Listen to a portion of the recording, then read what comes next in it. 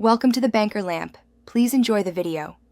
In this video, I will explain how to play Super Mario on piano easily. First, find middle C on your keyboard. It's usually the C note near the center with a slightly different marking.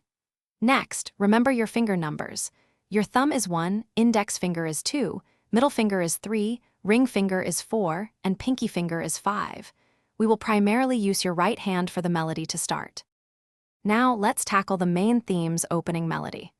With your right hand, play E, E, E, then C, E, G, followed by C, G, E.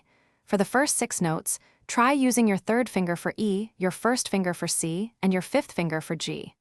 Remember to keep your wrist relaxed and your fingers gently curved, like you are holding a small ball.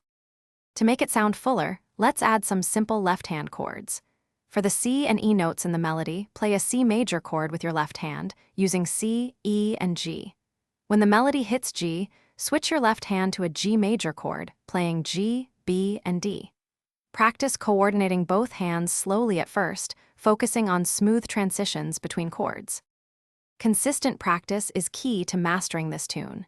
Try to dedicate at least 15 minutes each day to playing, focusing on accuracy and smoothness.